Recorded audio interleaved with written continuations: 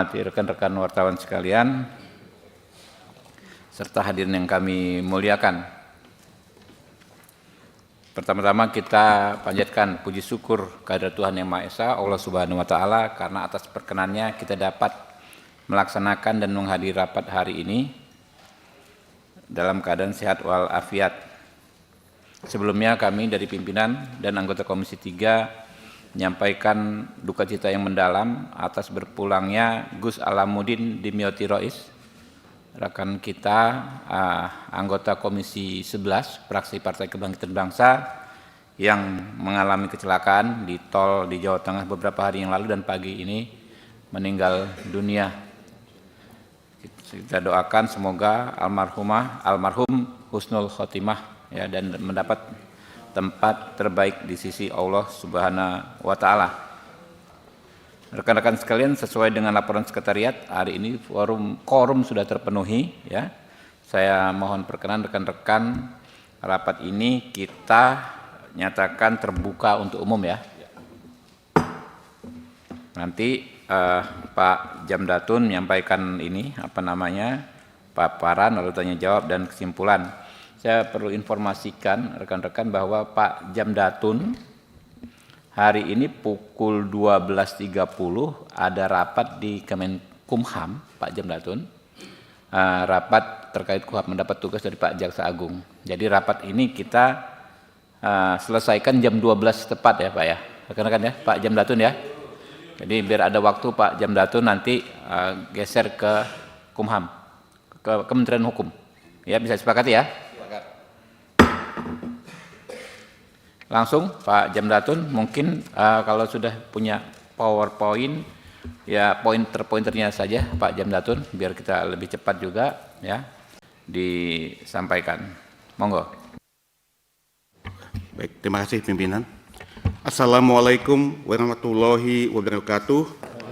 Salam sejahtera buat kita semua. Om Swastiastu, Namo Buddhaya, salam kebajikan. Yang saya hormati pimpinan Komisi 3 DPR Republik Indonesia, segenap anggota Komisi 3 DPR Republik Indonesia, serta hadirin sekalian yang berbahagia. Pertama-tama dan yang paling utama adalah kita memanjatkan puji dan syukur hadirat Allah Subhanahu wa Ta'ala, Tuhan yang Maha Kuasa, karena limpahan rahmat dan berkahnya lah serta karunia-Nya sehingga hari ini kita semua dapat hadir dan rapat dengan pendapat Komisi 3 DPR RI dengan Jaksa Agung Muda Perdata dan Tata Usaha Negara beserta jajaran dan masa persidangan ketiga tahun sidang 2024-2025. Perkenankan saya selaku Jaksa Agung Muda Perdata dan Tata Usaha Negara mengucapkan terima kasih atas kepercayaan yang diberikan serta kerjasama yang telah terjalin selama ini dapat menjadi semakin erat, dan kami juga hendak menyampaikan apresiasi kepada pimpinan dan anggota Komisi 3 DPR RI yang telah berkenan untuk selaku mitra pendukung, pengawas, serta pemberi saran dan masukan terhadap keberhasilan pelaksanaan tugas dan fungsi kejaksaan RI pada umumnya dan bidang perdata dan tata usaha negara pada khususnya. Dalam kesempatan ini kami izin untuk memperkenalkan Eselon 2 yang ikut hadir dalam kesempatan ini. Di sebelah kanan saya Ibu Aliza, Direktur Tata Usaha Negara. Sebelah kanan saya berikutnya adalah Dr. Sila Pulungan, Direktur Pertimbangan Hukum. Sebelah kiri saya, Pak Sesjam, Sekretaris Jaksa Agung Muda Perdata Usaha Negara, Pak Edi Birton, dan Direktur Perdata adalah Pak Hermanto. Merupakan sebuah kehormatan kami diundang dan berapat dengan pendapat bersama mitra kerja Komisi 3 DPR RI, di mana kami memandang agenda ini sangatlah penting sebagai bagian dari pelaksanaan konstitusional dan check and balance antara DPR RI dengan Kejaksaan Republik Indonesia. Semoga dengan dukungan, sinergi, serta kolaborasi yang telah terjalin selama ini, kami dapat terus mewujudkan pelaksanaan penegakan hukum serta mendukung upaya pemerintah dalam menuntaskan program pembangunan nasional. Bapak, Ibu, pimpinan, serta anggota Komisi 3 yang saya hormati. Berdasarkan surat undangan dari Wakil Ketua Dewan Perwakilan Rakyat RI nomor B5845 PW 0142/2005 tanggal 30 April 2025, pada kesempatan ini kami hadir untuk memenuhi undangan pimpinan dan anggota Komisi 3 DPR RI untuk menyelenggarakan rapat dengar pendapat dengan Jaksa Agung Muda Perdata dan Tata Usaha Negara beserta jajaran. Semoga hal tersebut sesuai dengan agenda rapat dalam undangan dimaksud, pada hari ini kami akan memberikan penjelasan atas 2 pertanyaan yang diajukan oleh Komisi 3 DPR RI kepada Jaksa Agung Muda Perdata dan Tata Usaha Negara, yaitu 1. Pelaksanaan tugas dan wewenang Kejaksaan RI di bidang perdata dan tata usaha negara terkait dengan pendampingan kepada negara atau pemerintah meliputi lembaga atau badan negara, lembaga atau instansi pemerintah pusat dan daerah, BUMN, BUMD, dan rangka penyelamatan dan pemulihan kekayaan negara. 2. Rencana kerja dan program prioritas bidang perdata dan tata usaha negara tahun 2025, kendala dan kebutuhan yang masih diperlukan atau belum terpenuhi terutama dalam upaya optimalisasi penyelamatan dan pemulihan kekayaan negara. Bapak, Ibu pimpinan serta anggota Komisi 3 yang saya hormati. Selanjutnya izinkan kami untuk memaparkan penjelasan atas pertanyaan yang disampaikan oleh Komisi 3 DPR RI yang akan kami sampaikan baik secara lisan maupun tertulis sebagai suatu kesatuan yang tidak terpisahkan dalam rapat dengar pendapat ini. Penjelasan pertama, pelaksanaan tugas dan wewenang Kejaksaan RI di bidang perdata dan tata usaha negara terkait dengan pendampingan kepada negara atau pemerintah meliputi lembaga atau badan negara, lembaga atau instansi pemerintah pusat, daerah, BUMN, BUMD, dan rangka penyelamatan dan pemulihan kekayaan negara. Penjelasan, pada saat ini telah diundangkan Undang-Undang Nomor 59 Tahun 2024 tentang RPJPN Tahun 2025-2024, di mana Presiden Prabowo Subianto juga telah menerbitkan Peraturan Presiden Republik Indonesia Nomor 12 Tahun 2005 tentang Rencana Pembangunan Jangka Menengah Nasional tahun 2025-2029 pada tanggal 10 Februari 2025. Hal ini merupakan implementasi tahap pertama RPJPN tahun 2024-2025 sekaligus fondasi awal untuk mewujudkan visi Indonesia Emas 2045. Untuk itu, Kejaksaan Republik Indonesia menyusun grand strategi atau garis besar rencana strategi kejaksaan yang berlaku selama 5 tahun ke depan berdasarkan Asta Cita Presiden Wakil Presiden serta mandat kepada Kejaksaan RI yang disampaikan RPJPN. Grand strategi dari rencana strategis Kejaksaan Agung pada periode 2025-2029 sebagaimana tertuang dalam keputusan Jaksa Agung Republik Indonesia nomor 352 tahun 2024 tentang rancangan awal rencana strategis Kejaksaan Republik Indonesia tahun 2025-2029, yaitu menjadikan Kejaksaan Republik Indonesia sebagai pelopor penegakan hukum yang berkeadilan, humanis, akuntabel, transparan, dan modern. Berdasarkan hal tersebut, maka Kejaksaan Republik Indonesia melakukan langkah-langkah strategis untuk mewujudkan, yaitu terwujudnya supremasi hukum yang transparan dan adil, mulai tersusunnya fondasi kelembagaan hukum dan sistem anti korupsi, meningkatnya kualitas pelayanan publik dan pemilihan hukum, meningkatnya efektivitas fungsi intelijen penegakan hukum, meningkatnya efektivitas penegakan hukum dan keadilan melalui transformasi sistem penuntutan, meningkatnya efektivitas pelaksanaan kewenangan advokat jenderal dan jaksa pengacara negara, meningkatnya efektivitas penyelamatan dan pemulihan aset serta penyelamatan dan pengembangan kerugian negara, meningkatnya profesionalisme aparatur Kejaksaan Republik Indonesia, mengoptimalkan kapabilitas infrastruktur penegakan hukum, serta menguatkan tata kelola organisasi yang optimal, transparan, dan akuntabel. Rencana strategis Kejaksaan 2025-2029 bertujuan untuk mencapai sasaran meningkatnya kepercayaan masyarakat terhadap Kejaksaan Republik Indonesia dalam penegakan hukum yang berkeadilan dan humanis, serta meningkatnya keterpaduan penegakan hukum demi terwujudnya supremasi hukum yang berkeadilan, berkepastian, berkemanfaatan, dan berlandaskan hak asasi manusia, di mana bidang perdata dan tata usaha negara sebagai salah satu unsur Kejaksaan Republik Indonesia juga berperan dalam mewujudkannya. Tugas dan wewenang Kejaksaan Republik Indonesia di bidang perdata dan tata usaha negara dalam Undang-Undang Kejaksaan Republik Indonesia adalah dengan kuasa khusus dapat bertindak di dalam maupun di luar pengadilan untuk dan atas negara atau pemerintah dan dapat meraih tugas dan wewenang lain berdasarkan undang-undang serta memberi pertimbangan dalam bidang hukum kepada Presiden dan instansi pemerintah lainnya.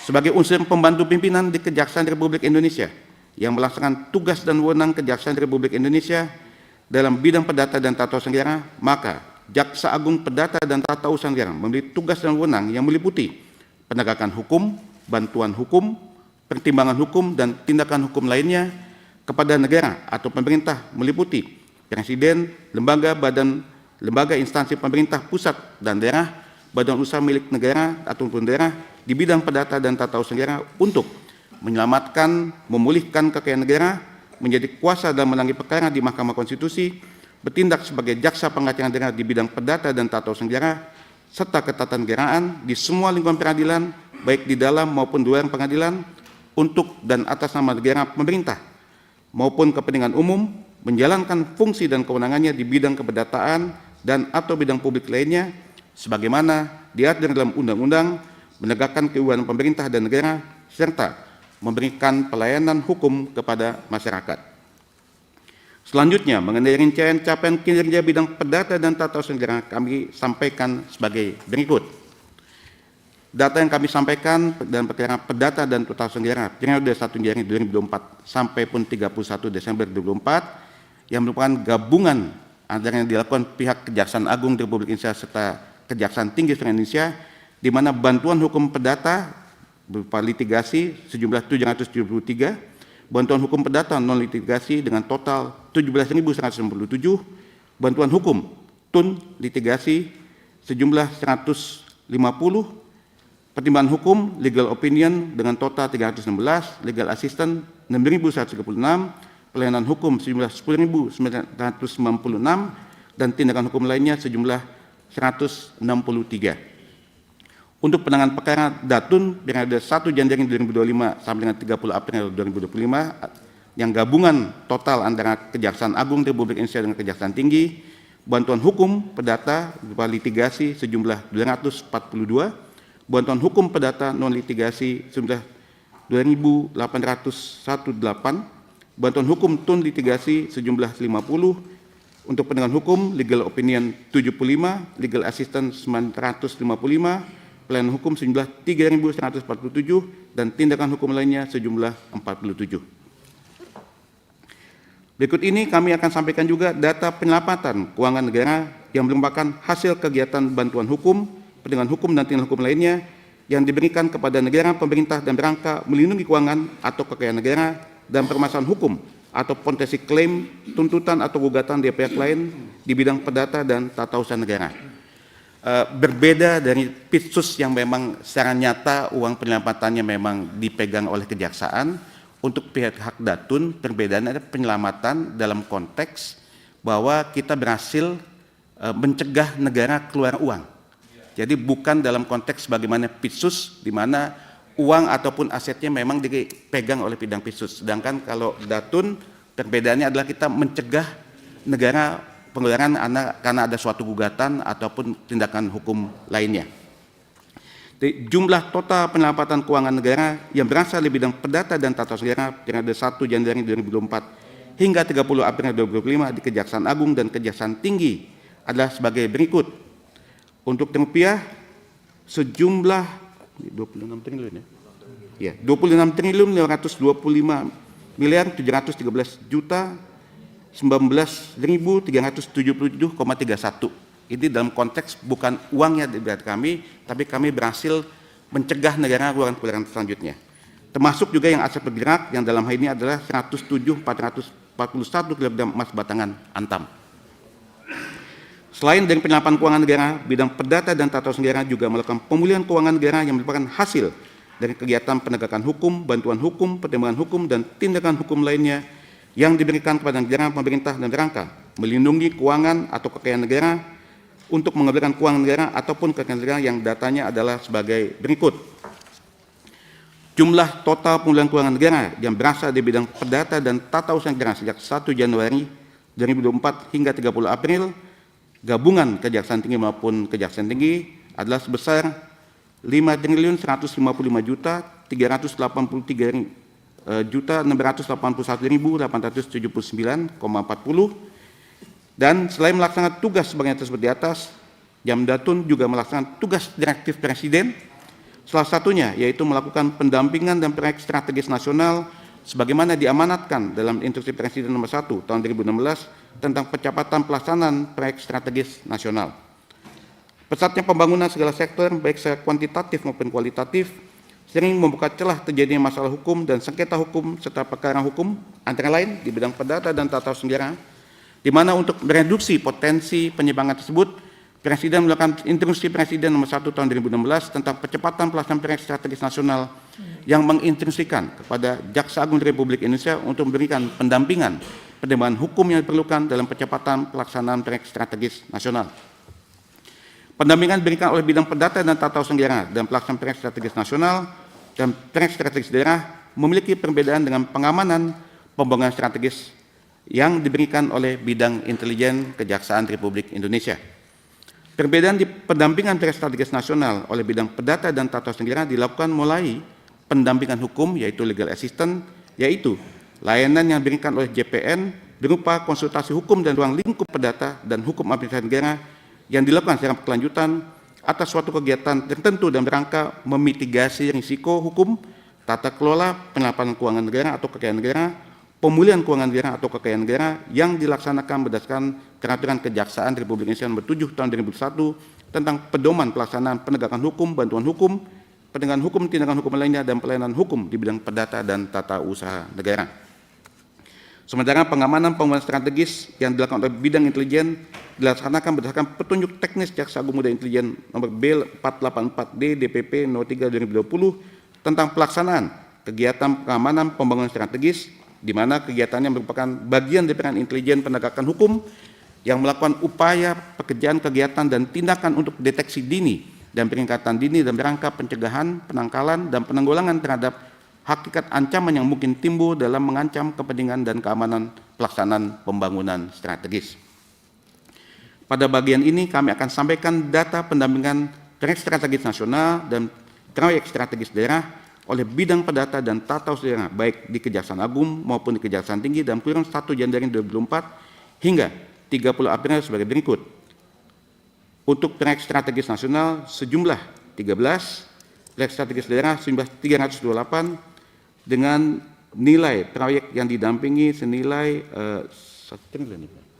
Ya, 1 triliun 700 juta 317 enggak 3 triliun betul, 700 miliar 317 juta 61.896,94.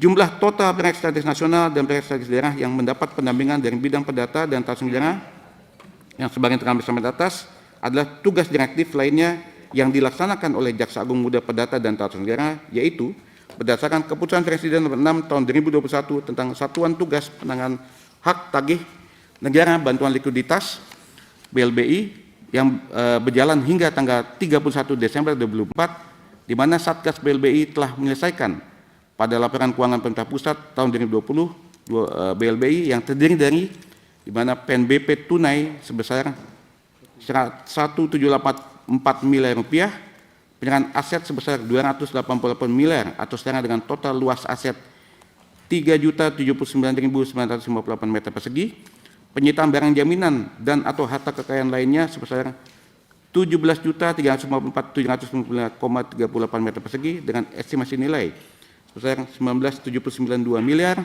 penguasaan fisik aset properti sebesar 21.038.005 meter persegi dengan estimasi nilai sebesar 9,209 miliar, penjualan lelang sebesar 167,8 miliar dan non lelang sebesar 92,4 miliar, pandai guna mulai penetapan status penggunaan dan hibah kepada kementerian lembaga dan Pemda berdasarkan 90 keputusan Menteri Keuangan sebesar 5,97 miliar dan persetujuan penyerahan 5 aset secara prinsip kepada 2 BUMN dan 1 persetujuan final kepada 1 BUMN mulai penyertaan modal negara non tunai sebesar 3,769 miliar.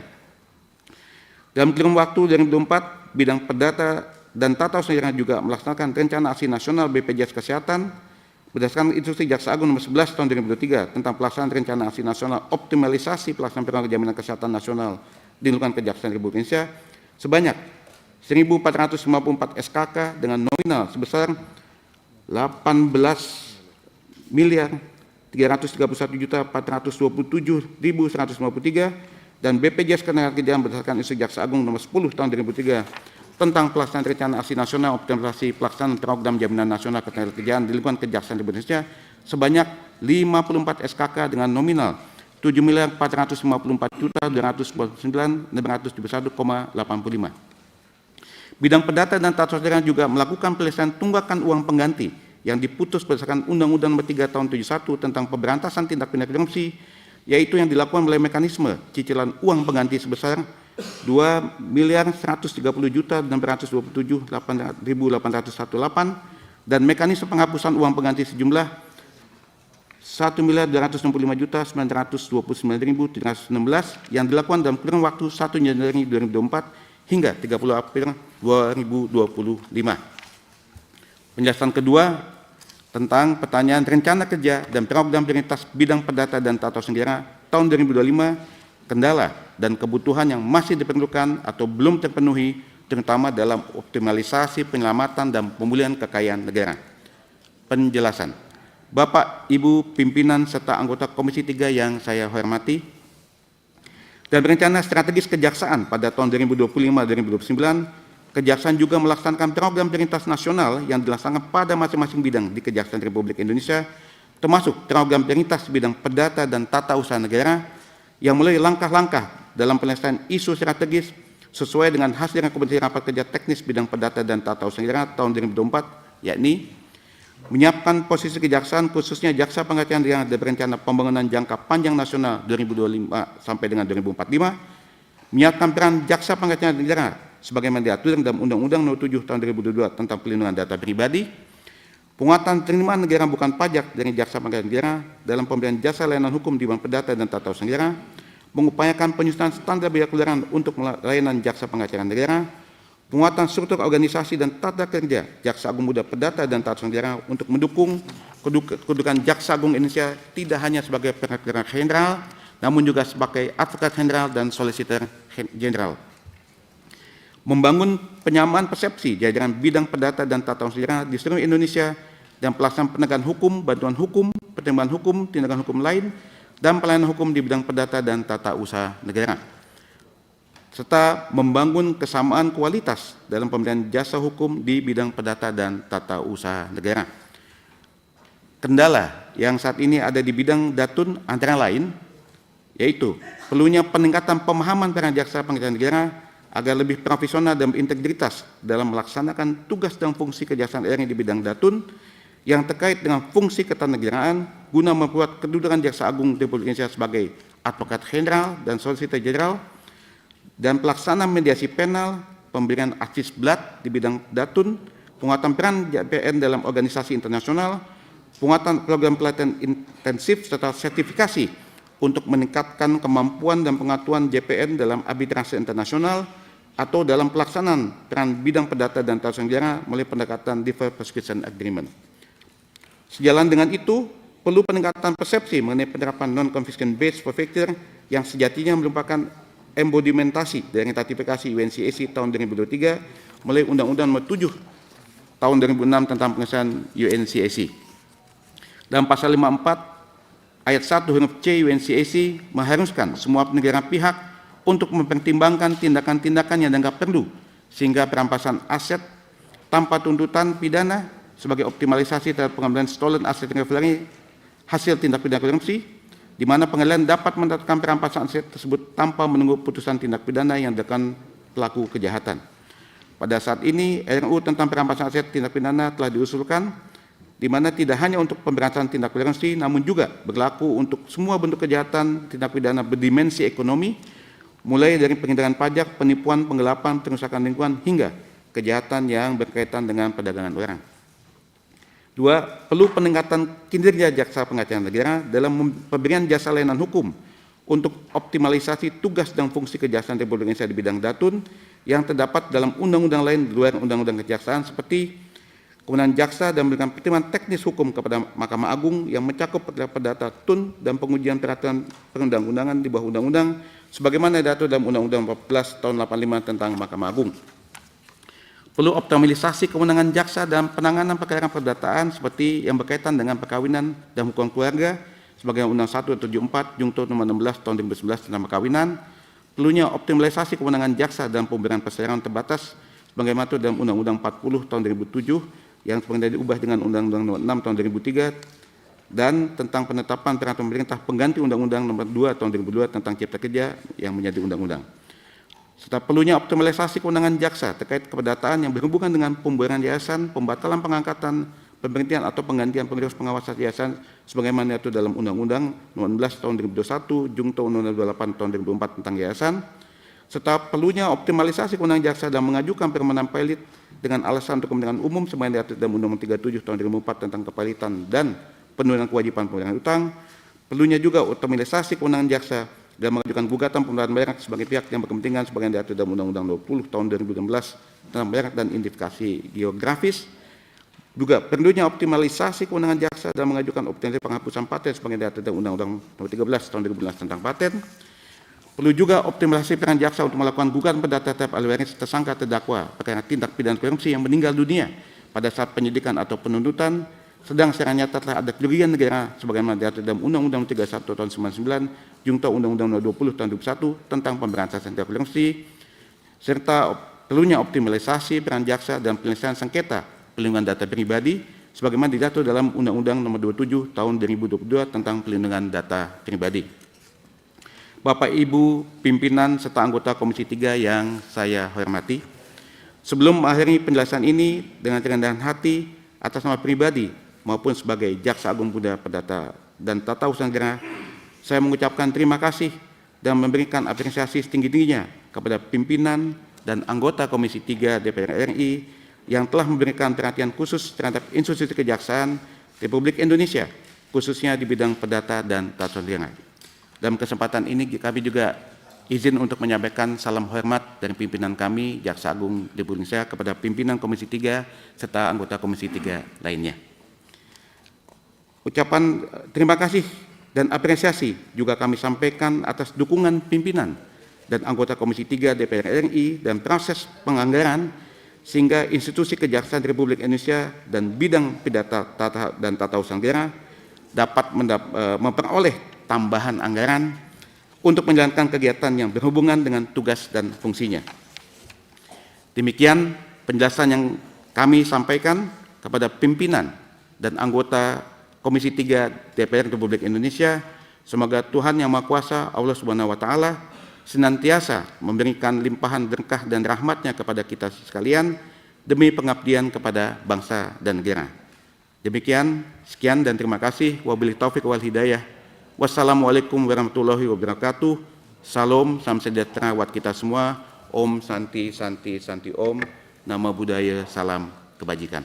Waalaikumsalam warahmatullahi wabarakatuh. Kita kasih aplaus. Sebelum ke anggota, kami dari meja pimpinan perlu menyampaikan apresiasi setinggi-tingginya ya terhadap Pak Jamdatun dan jajaran yang menurut kami bekerja dalam senyap gitu loh. Kerjanya penting sekali, manfaatnya besar sekali, tapi memang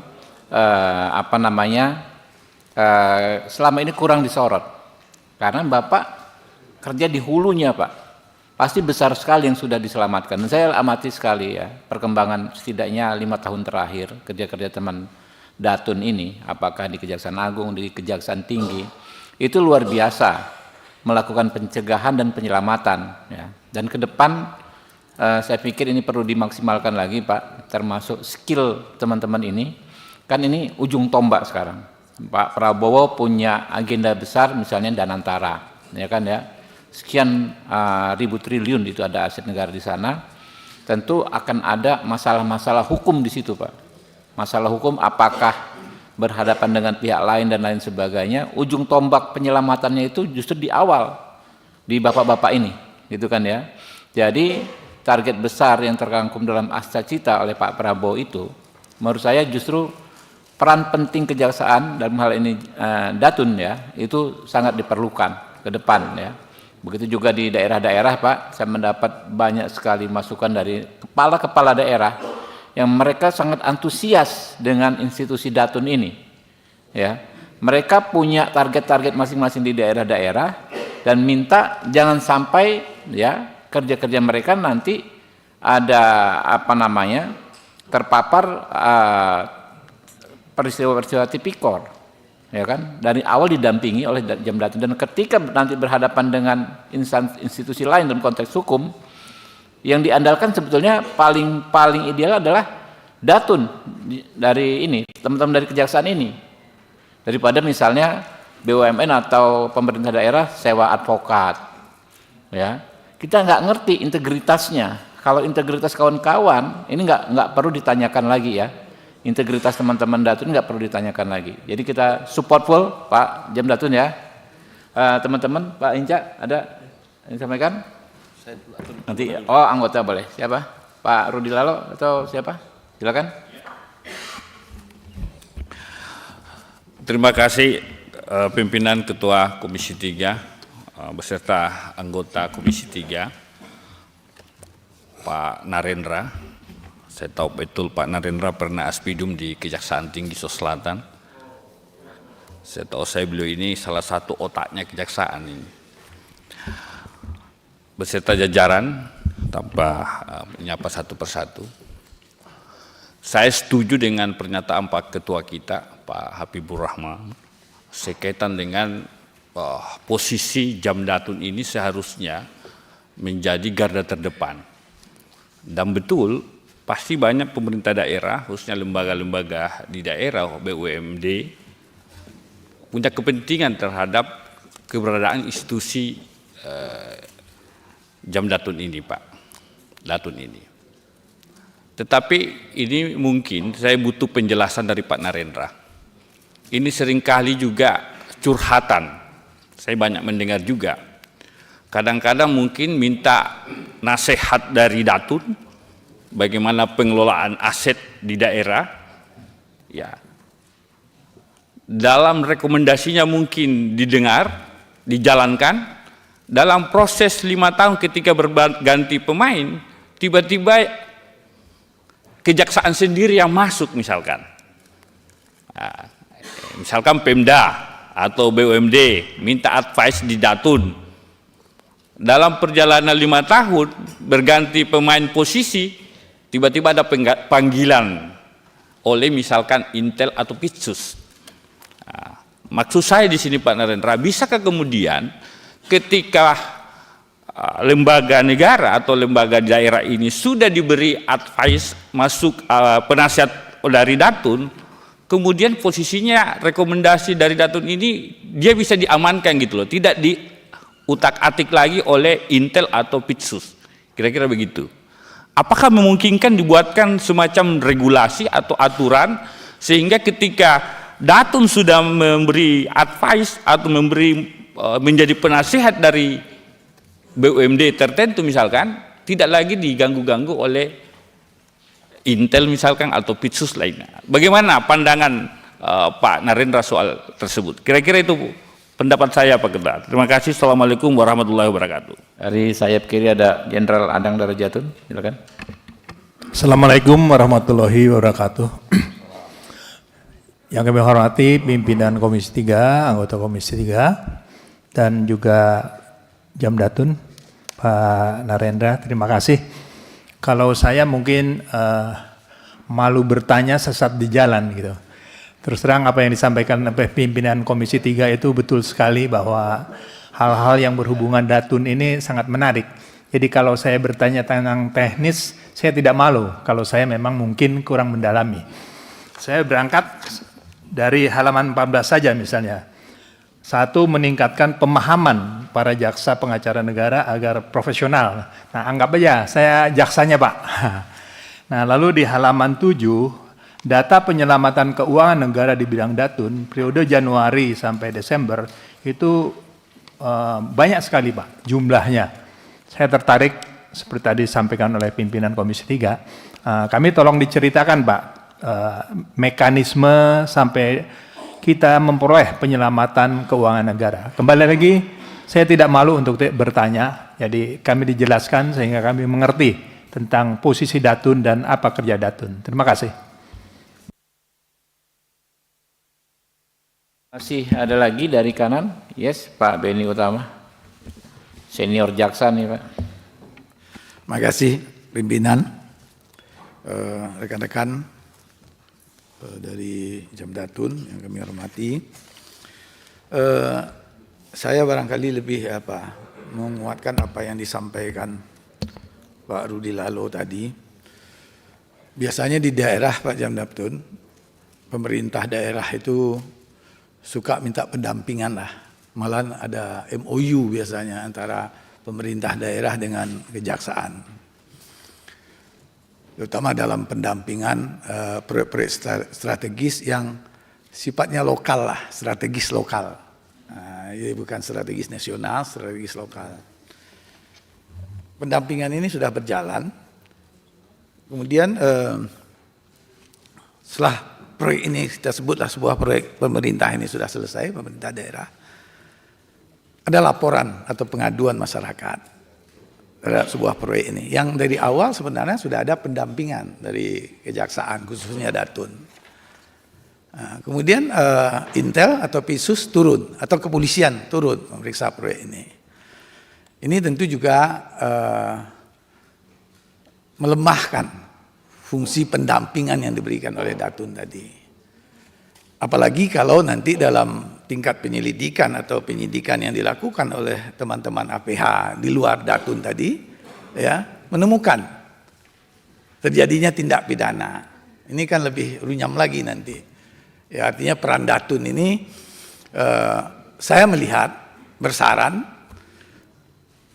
biasanya di daerah, saya tidak tahu di pusat bagaimana, program-program strategis daerah itu Datun itu masuknya di tengah saya lihat. Padahal potensi korupsi itu sebenarnya kan kita tahu ini dimulai dari perencanaan. Ya, kemudian ada markup di situ, harga satuan dan lain sebagainya. Bagaimana ke depan barangkali melalui Pak Jamdatun, MOU dengan pemerintah daerah itu, jaksa kita di Datun, di daerah-daerah tingkat provinsi maupun kabupaten kota ini bisa masuk di tahap perencanaan. Di tahap perencanaan itu kita sudah mengawal, ya, kita sudah mengawal karena kita tahu tindak pidana korupsi itu kan dimulai dari perencanaan, markup, harga satuan dan lain sebagainya. Kemudian apa yang disampaikan pimpinan tadi, saya yakin tugas Datun ke depan ini akan semakin kompleks, semakin berat. Apalagi dengan kebijakan-kebijakan Pak Presiden sekarang yang merampas aset, ya, pihak-pihak tertentu lah. Misalnya di bidang perkebunan, pertanahan dan lain sebagainya.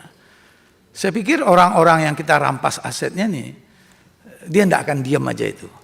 Pasti ada langkah-langkah hukum yang akan diambil mereka ini. Ya, ini Datun tentu juga harus mempersiapkan langkah-langkahnya. Kan tidak sedikit ini sekarang ya, kebun yang misalnya yang berada dalam kawasan hutan dan lain sebagainya, ya sekarang dirampas, ya melalui Satgas kita, ya dengan tujuan Presiden bagaimana menguasai aset ini. Tetapi yang harus kita antisipasi juga barangkali melalui Pak Jamdatun, ini tidak tertutup kemungkinan gugatan kepada kita, negara maksud saya, kepada pemerintah. Ini Datun tentu dari awal tentu sudah juga mempersiapkan langkah-langkahnya, dokumen-dokumen yang perlu.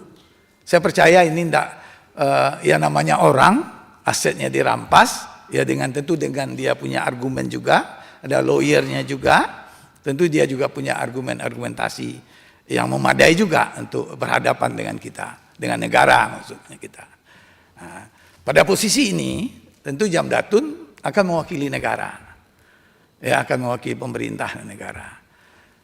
Di ini barangkali perlu Pak Jamdatun mempersiapkan langkah-langkang ini. Ini yang pendek aja ini pendek. Saya pikir tidak lama ini akan bergulir itu tuntutan-tuntutan pihak-pihak ketiga yang merasa dirugikan karena langkah-langkah hukum yang kita ambil.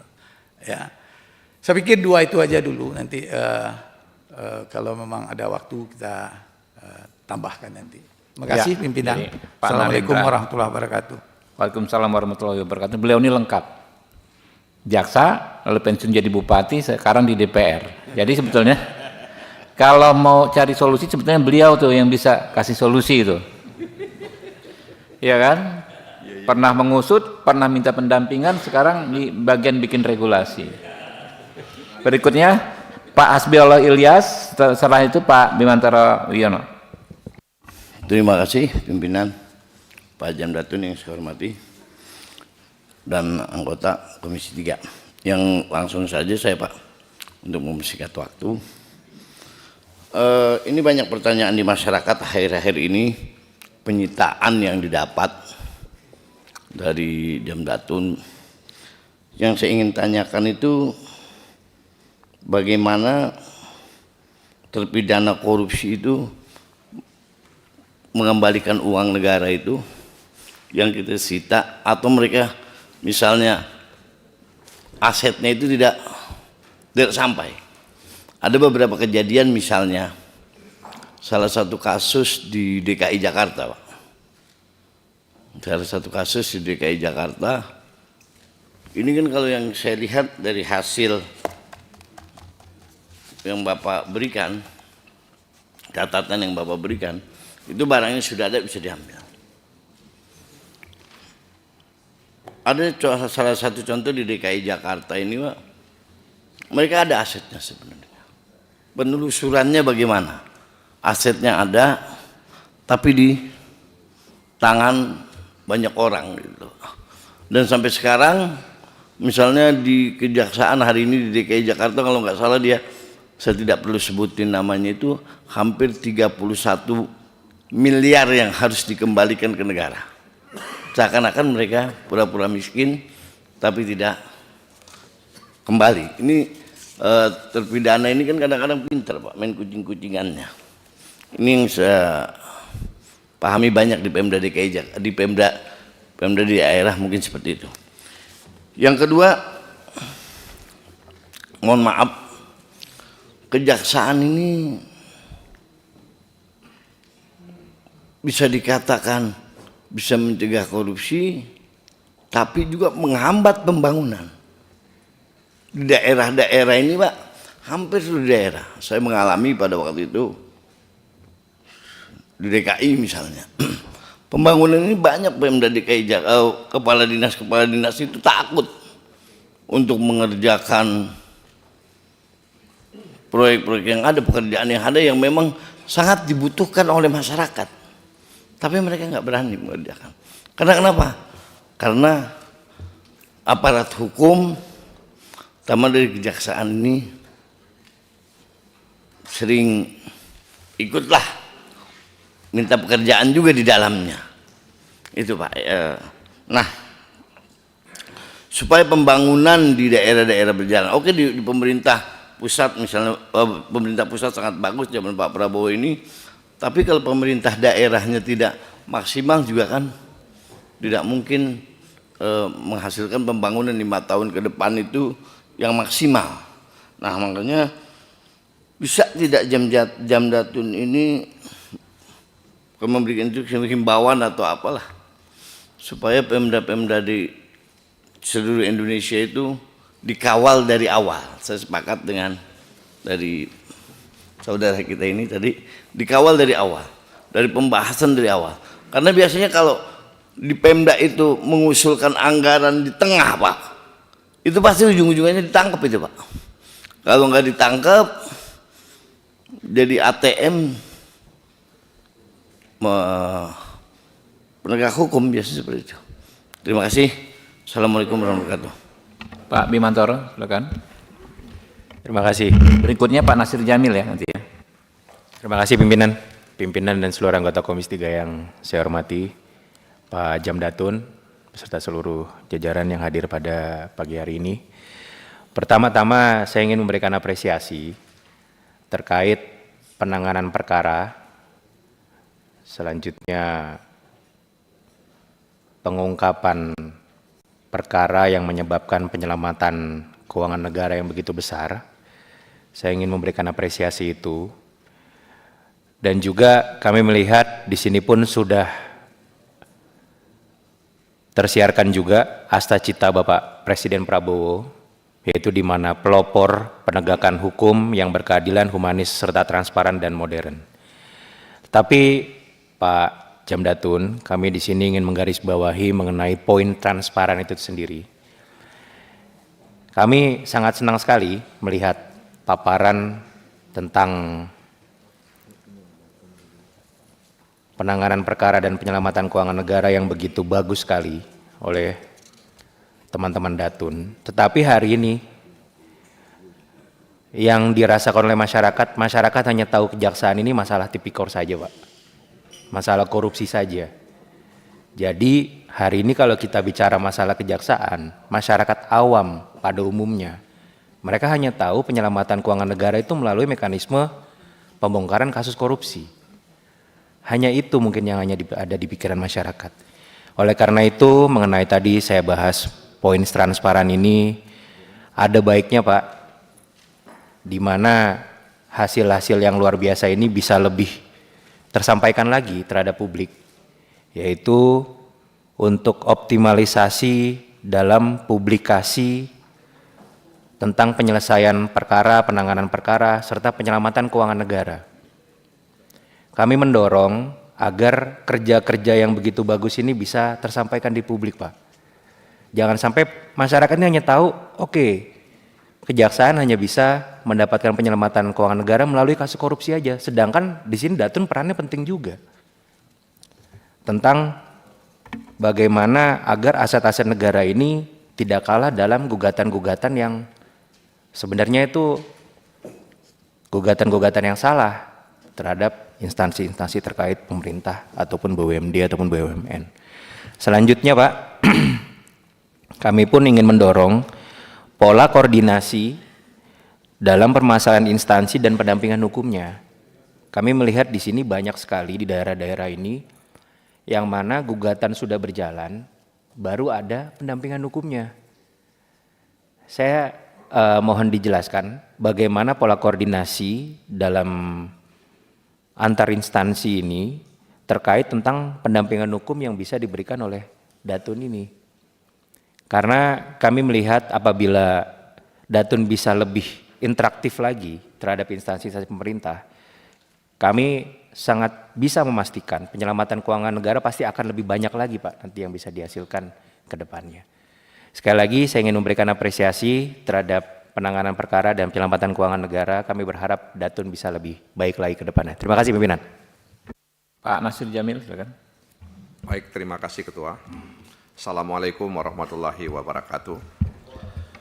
Ketua, Bapak Ibu anggota Komisi 3 yang saya hormati, Saudara Jam Datun, yang juga PLT Jambin, dan para direktur lingkungan Jam Datun dan juga para jaksa yang berhadir pada kesempatan rapat pada hari ini. Pak Hermanto, apa kabar Pak? Terima kasih paparan yang telah disampaikan dalam upaya untuk memulihkan atau menyelamatkan dan memulihkan keuangan negara. Dan tentu saja ada hambatan, di antaranya ya mungkin pemahaman publik, keterbatasan anggaran, dan sinkronisasi peraturan perundang-undangan yang ada.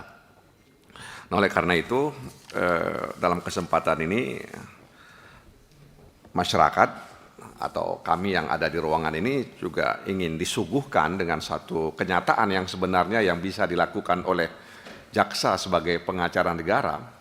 Berapa kira-kira nominal yang bisa diselamatkan dan dipulihkan ya oleh jajaran Datun ini? Yang tadi saya katakan ada keterbatasan anggaran, ada minimnya pemahaman publik dan belum sinkronnya peraturan perundang-undangan.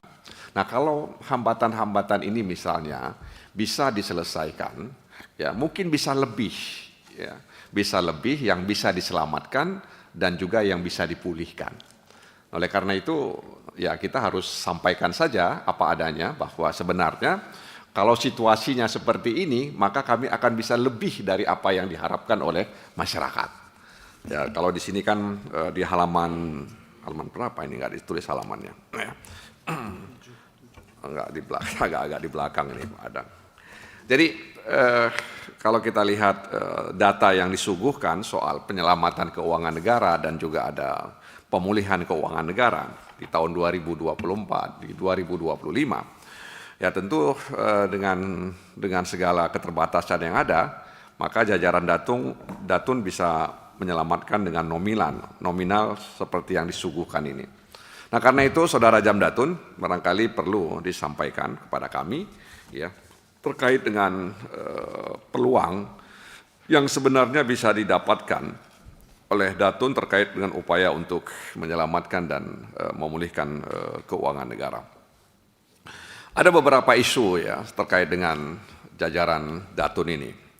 Yang pertama itu minimnya pelibatan jaksa pengacara negara dalam tahapan awal PSN. Ya, tadi sudah disinggung oleh beberapa anggota. Ya, Dan tentu ini mungkin ada dilema ketika misalnya jaksa, katakanlah JPN itu ya masuk di awal. Nah tentu kira-kira apa dilemanya? Ya, apakah memang ada dilema atau memang tidak ada dilema ketika ya JPN itu sudah masuk di tahap awal, baik PSN maupun yang ada di daerah, baik PSN yang ada di daerah maupun proyek strategis daerah yang ada di provinsi, kabupaten, dan kota. Kemudian juga isu lainnya yang kami baca, yang kami lihat itu adalah keterbatasan sumber daya manusia dan kompetensi teknis jasa Datun. Ya. Dan ini juga akan akan berdampak ya bagaimana kemudian jaksa-jaksa secara nasional punya kemampuan yang mumpuni ya dan memiliki spesialisasi teknis yang diperlukan dalam menangani isu yang kompleks. Kemudian juga keterbatasan sistem pemulihan dan pengelolaan aset negara. Ini seperti apa ini, Saudara Jamdatun, melihat keterbatasan sistem yang kita miliki ini. Dan yang paling diharapkan oleh masyarakat itu adalah bagaimana eksekusi ya putusan perdata dan tun itu.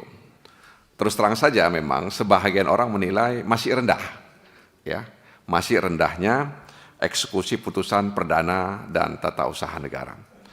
Dan kemudian kami juga mendapatkan informasi bahwa tidak adanya skema pembiayaan layanan non litigasi.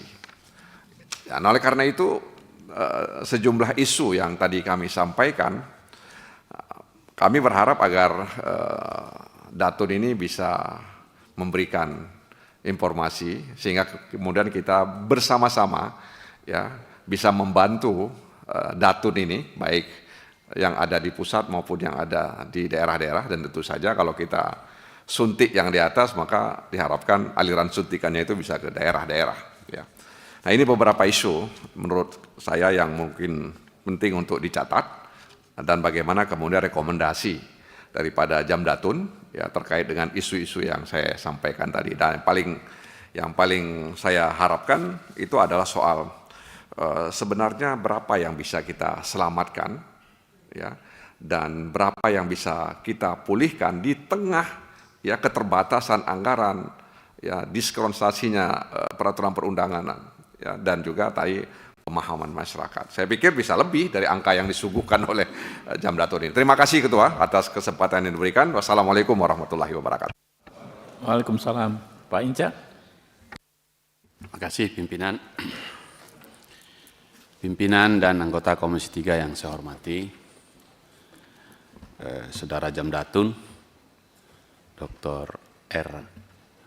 Narendra Jatna, sahabat sekaligus teman berdiskusi dari waktu ke waktu, dan seluruh jajaran yang hari ini terima kasih kita mengapresiasi karena hadir dengan 32 orang yang mendampingi dan sejuk lembut lihatnya. Biasanya kita kalau lihat pakaian jaksa kita agak serem. Hari ini sejuk dia. Gitu. Terima kasih. Saya membaca dan mendengarkan paparannya dengan sangat baik dan mudah dicerna. Kita paham apa masalahnya dan bagaimana target ke depan. Dan karena itu terlihat ini memang sajian seorang akademik juga, jadi mudah kita membaca. Saya apresiasi ini. Nah yang kedua, Pak Jamdatun, saya sampaikan selamat juga ya, karena kami membaca berita, jadi PLT Jambin ya, Jaksa Agung Muda, mudah-mudahan permanen, supaya kelemahan-kelemahan yang disajikan tadi itu bisalah dibina oleh beliau ini. Iya. Iya. Karena pembinaan ini penting sekali saya kira juga untuk melengkapi ini. Nah, yang kedua, Saudara Jamdatun ya, tadi pimpinan menyampaikan kita akan terus rapat kerja ini setidak-tidaknya kalau mengikuti presentasi ini RPJMN 2025-2029, maka setidaknya kita akan rapat 5 tahun ini. Sampai dengan teman-teman atau kami ini akan mengakhirinya 5 tahun yang akan datang. Saya ingin mengikuti pola Presiden Prabowo yang membuat RPJMN ini, maka raker kita hari ini juga saya ingin ini terjadi dalam konteks kesinambungan. Sehingga check and balances tadi yang dibuka oleh Saudara Jamdatun, saya hormati itu, maka agar pengawasan kita berkesinambungan 5 tahun ke depan, sesuai RPJMN 2025-2029, dan terukur, maka terukur dalam artian saling memberi koreksi dan memberi ide dan informasi.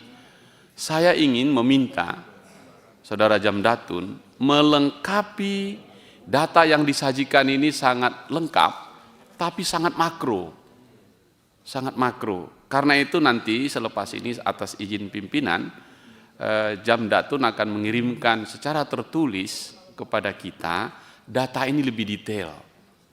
Misal, data penanganan perkara Datun periode 1 Januari 2024 sampai 31 Desember 2024 ini cukup banyak. Kejaksaan Agung dan Gabungan Kejati. Bidang hukum perdata, litigasi, sekian, dan seterusnya. Kita ingin ini detail. Kejaksaan tinggi di seluruh Indonesia yang gabungan itu yang mana saja berapa, dan diturunkan lagi ke kejari-kejari. Saya tahu juga kalau kita turun ke daerah, teman-teman di Kejaksaan Negeri pun memberikan legal opini, memberikan pendampingan, dan seterusnya. Dari situ mungkin akan terlihat sebarannya pemerintahan kita ini, mana yang paling banyak membutuhkan pendampingan dari kita. Sehingga dengan demikian kami bisa mengawasinya paling tidak per dapil lah. Misal kalau saya tanyakan, Pak, di Kejaksaan Tinggi Sumatera Utara, kira-kira seperti apa ini? Kan gitu.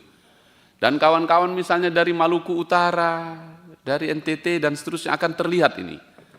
Dengan demikian maka utuh ini. Utuh sekali. Nah, jadi karena itu mohon nanti kalau berkenan, dan saya kira kita akan sangat baik. Misalnya ya, bantuan hukum litigasi 1015 perkara. Apa aja itu ya? Perkara kecil, ringan, sedang atau besar ini. Dan seterusnya. Atau pakai data lagi, kalau kita sebutkan lagi, kalau kita teken SKK, surat kuasa khusus, yang diterima oleh teman-teman baik di Kejari, Kejati atau Kejaksaan Agung, dapat PNBP enggak?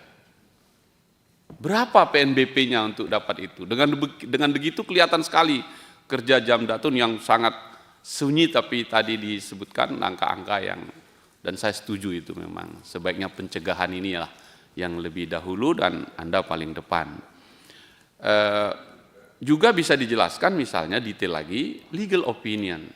Rata-rata kan legal opinion kita buat disclaimer. Legal opinion ini hanya berlaku untuk ini dan tidak dapat digunakan untuk para pihak yang berperkara dan seterusnya. Kan begitu ya. Jadi sekedar informasi dia, tapi sangat menolong untuk relnya begitu. Nah, sekali lagi Pak Saudara Jamdatun, jika data ini lebih detail, saya kira akan bagus sekali. Kita akan punya gambaran yang cukup untuk menggambarkan 5 tahun nanti ke depan ini. Berkenaan dengan itu, mohon izin ini, jika diperkenankan, karena ini seingat saya, dan kita diskusi agak detail by data, ini baru sekali ini Jamdatun datanya lengkap sekali, atas seizin pimpinan, saya minta juga secara tertulis 5 tahun terakhir yang kemarin, RPJMN yang 2020 ke 2024. Nah, dari situ nanti kita akan paham 5 tahun yang lalu seperti ini, 5 tahun ke depan akan seperti ini, maka kami di sini akan memberi dukungan penuh kepada Jamdatun. Anggarannya lebih tepat di mana, tadi kan diminta juga anggaran, upgrade tentang pengetahuan, dan seterusnya. Pakai apa? Ya pakai data gitu. Dan saya yakin datanya cukup lengkap, dan tentu kita bisa mengapresiasi kawan-kawan jaksa pengacara negara ini kalau di daerah kan keren itu dia. Tapi biasanya juga paling dapat 2 surat kuasa, begitu, sehingga minta anggaran juga 7 juta setahun gitu. Apakah anggaran 7 juta setahun itu cukup? Karena memang kita dapat, kalau teken surat kuasa, dapat biayanya untuk menjadi PNBP sekaligus biaya operasional. Nah, ini akan menggambarkan betapa negara punya jaksa pengacara negara yang mendampingi baik sebelum kasus maupun ketika pendampingan. Tadi Bang Beni menyampaikan misalnya kalau perampasan aset ini kan sekarang diambilin semua, pasti akan ada perlawanan dan Anda yang akan maju di depan gitu. Jadi sekali lagi by data dan sekaligus plus budgetnya, dari situ saya kira kita Pak Narendra bisa bikin gambaran berapa anggaran kita.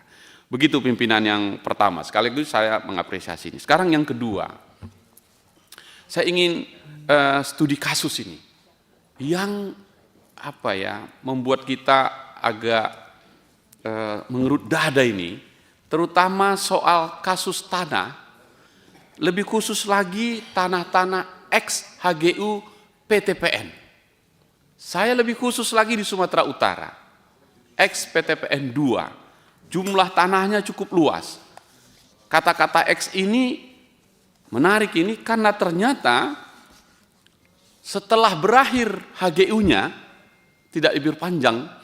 Dan kalau kita berjalan mulai turun dari bandara, Deli Serdang, Kota Medan, Binjai, Langkat, Sergei, sebagian di situlah wilayahnya, tanahnya bagus-bagus, tetapi sudah lebih dari 20 tahun HGUI ini berakhir, tak kunjung selesai masalahnya.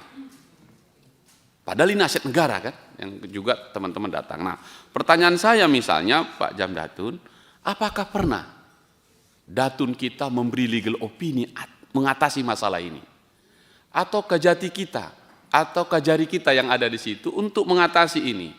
Saya ingin ini PR yang sangat serius di Datun supaya selesai. 20 tahun Pak, sudah lebih, 2020 itu berakhir, sekarang 2025. Sudah 25 tahun, tidak selesai-selesai ini masalah ini. Nah, saya ingin ini jadi PR-nya Datun secara serius supaya selesai ini. Saat negara membutuhkan tanah yang banyak, ada tanah lahan ex HGU ini terlantar dia. Jadi tidak bisa diapa-apain, sayang sekali. Ada juga perusahaan yang mendapatkan ribuan misalnya hektar, tak mampu dia mengerjakannya. Dibiarkan juga di situ. Ada masyarakat yang sudah tinggal di situ dan nggak bisa dikerjakan. Akhirnya yang terjadi adalah konflik horizontal di bawah. Dan data yang saya terima ini, jumlah masyarakat yang meninggal karena perseteruan tanah yang gak jelas tadi, menjadi sia-sia. Saya kira Datunlah harusnya hadir di sana, menyelesaikan ini. Kalau boleh pimpinan, ini jadi PR kita, dan hari ini meminta kejaksaan lah turun ke sana untuk menyelesaikan ini. Misalnya Binjai, kota Binjai, tidak mungkin tambah lagi wilayahnya, segitu-segitu saja, nggak bisa dia naik, padahal RT RW-nya berubah, dapat lahannya di sekian kecamatan, kelurahan, tapi kemudian terbengkalai karena status tanah tadi. Misalnya begini, saya terganggu betul, di kami di sana disebut tanah ex HGU, yang namanya ex kan telah berakhir, udahlah, nggak usah pakai ex. Kalau sudah habis, kembali ke negara. Negara menguasai itu dan berikan kepada rakyatnya sesuai dengan aturan main yang ada. Mungkin di situ Datun yang akan memberi legal opini dan cara yang terbaik untuk menyampaikan. Poin saya adalah 25 tahun dia tidak bermanfaat, itu kesalahan rame-rame kita. Kesalahan rame-rame. Nah, saya sekali lagi berharap sekali Datun turun ya. Apakah betul pernah memberi legal opini? Kalau belum silahkan dikeluarkan, kalau belum bagaimana? Nah, karena ini jadi diskusi besar di Sumatera Utara tak kunjung selesai. Misalnya saya minta pendapat begini. Diberikan kepada gubernur untuk membagi ke masyarakat, lalu sesuai dengan urut-urutannya, namanya hak preference lah begitu ya, indikatif begitu. Dia sebut, nah gubernurnya nggak bisa apa-apa. Masih untunglah kemarin bisa dibangun satu sport center itu. Yang kalau turun dari bandara itu kelihatan tuh Pak, untuk PON kemarin. Tapi sesudah itu tidak bisa lagi. Nah, kalau mereka membayar, kan sudah X. Dibayar atau tidak Pak? Kalau nggak dibayar, seperti apa? Bukankah itu bukan aset lagi kalau sudah X? Jadi harus dihapus bukukan katanya. Nah kalau hapus buku, langsung dihapus diserahkan ke negara kan berakhir. Kalau saya punya HGU, berakhir 25 tahun, kan kembali ke negara. Begitu kan, dan seterusnya. Mengapa mesti lagi transaksi misalnya?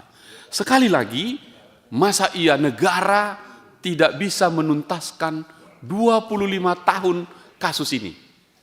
Itu saja poin saya. Jadi ini case yang menurut saya penting sekali untuk kita selesaikan, Pak Jamdatun. Jadi anggap saja ini kisahnya crash program, bentuk dan seterusnya turun dan kita selesaikan. Nah, berikutnya yang masih case juga ini ya, yang menurut saya soal seperti ini, bagaimana dengan kalau sudah berakhir haknya, tapi masih ada tumbuhan di atasnya, masih ada gedung-gedung dan aset di atasnya, dan seterusnya. Saya kira ini menyangkut kebutuhan kita bersama. Kalau saya ditanya, kami ingin Sumatera Utara, lahan seluas itu, jumlahnya lebih dari 5.873 hektar yang sudah tidak diperpanjang. Itu kalau diberikan dan kemudian dilepas, ini kami bisa membangun rumah sakit, kami bisa membangun sekolah, dan gubernur tentu bisa merancang ini menjadi bagus untuk kita semua. Salah satu contoh yang sudah kami rasakan adalah itu besar sekali, ratusan hektar Bandara Kuala Namu itu adalah tanah dari ex HGU PTPN 2 itu. Kalau itu bisa, mengapa yang lain tidak bisa? Dan saya kira mungkin Jamdatun juga waktu itu memberi pendapat tentang itu. Maka bermanfaatlah itu semua bagi kita, dan seperti tadi teman-teman menyampaikan, biarlah Datun di depan menyelesaikan ini sehingga kami bisa selesaikan. Apalagi ini ya, di Medan namanya urusan tanah lebih banyak mafianya, lebih banyak itu, dan karena itulah nanti akhirnya yang muncul premanisme, menguasai satu tanah, berkelahi dan seterusnya. Ini harus segera diakhiri karena sudah 25 tahun. Jadi dua saja yang ingin saya sampaikan pimpinan. Terakhir, Datun ini. Kalau ini masukan saja. Datun itu kan mitigasi, mencegah agar tak terjadi atau belum terjadi, dan sudah tadi hasilnya bagus sekali. Ya kalau kira-kira waktu itu saya sampaikan juga, biarlah kita di luar pagar, jangan sampai masuk ke dalam kamar. Maka ada bara api. Saya meminjam istilah kami lah di Asahan sana. Jauh di mata, dekat di hati. Kan begitu, dilihat boleh, disentuh jangan. Itu menjadi bara apinya Datun supaya tidak beririsan, agar dengan demikian tuntas. Tapi jadi soal nanti pertanyaan teman-teman tadi, kalau Kejaksaan Agung punya rumah besar namanya Kejaksaan Agung, kamar-kamarnya banyak, diantaranya kamar Pitsus, kamar Pidum, kamar Intel, kamar Pitmil, kamar Datun, dan banyak yang lain lagi. Kamar-kamar ini ada sekatnya, tapi tiap hari berjumpa di ruang tamu bersama. Sehingga pertanyaan tadi, apakah ketika Datun telah memberi legal opini terhadap sebuah proyek, itu kemudian nggak bisa lagi disentuh Pitsus jika ditemukan korupsinya berikutnya? Kan di situ nanti jadi, aduh udah dikasih ini jaminan tiket ke sorga atau tidak ini? Jangan-jangan besok datang lagi ini yang ngambil begitu. Di mana kita meletakkan bara api ini agar betul-betul bertemu di ruang tamu, bersapa setiap waktu, tapi kamarnya berbeda-beda. Terutama kasus-kasus PSN, PSD, yang memang jumlah uangnya triliunan. Itu kan yang mau kita jaga tadi. Nah, oleh karena itu saya ingin berpesan aja, mitigasi saja. Jangan biarkan kita masuk terlalu jauh. Kaki kanan bolehlah agak masuk di pagar, kaki kiri tetap ditahan. Biarkanlah tetap kata seperti lagu, jauh di mata, dekat di hati. Terima kasih pimpinan. Masih bisa 2 orang lagi rekan-rekan? Masih ada lagi? Ya, kalau sudah cukup, ya monggo ditanggapi Pak Jamdatun. Terima kasih pimpinan. Terima kasih utamanya untuk apresiasi yang disampaikan kepada kami bidang Datun, dan itu memicu kami untuk bekerja lebih baik lagi ke depannya. Untuk pertanyaan pertama Pak, untuk Pak Syarifudin tadi ya, pertanyaan pertama berkaitan dengan pengelolaan aset dan sampai jauh mana kejaksaan bisa masuk.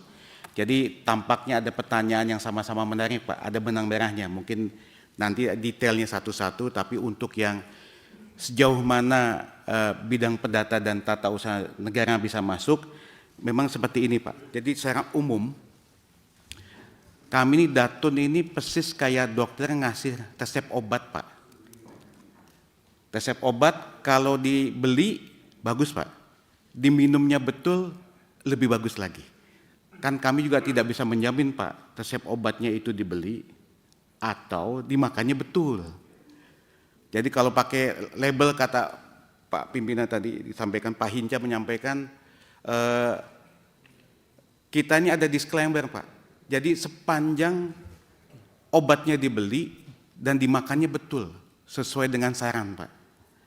Jadi kalau intinya secara teknis tugas kami itu adalah mengecek sejauh mana kepatuhan yang harus dilakukan, dan juga kita melakukan mitigasi resiko. Jadi persis kayak resep Pak. Ya selain mesti dibeli, dimakannya juga sesuai dengan anjuran yang disampaikan dalam resep tersebut. Tapi kalau ternyata jangankan dibeli, jangankan diminum dengan betul Pak, dibeli juga tidak, nah itu bukan lagi tanggung jawab dari dokter yang memberikan resep untuk obatnya Pak. Tapi ini penting Pak, memang di sisi lain, ini saya agak lompat dengan beberapa pertanyaan lainnya, bahwa Datun sedikit banyak kita mencegah terjadinya moral hazard. Saya memahami Pak, di wilayah orang menjadi takut untuk melakukan keputusan ataupun kebijakan. Untuk itu kami melakukan tadi Pak, pendampingan hukum untuk minimal tadi Pak, pembangunan bisa berjalan.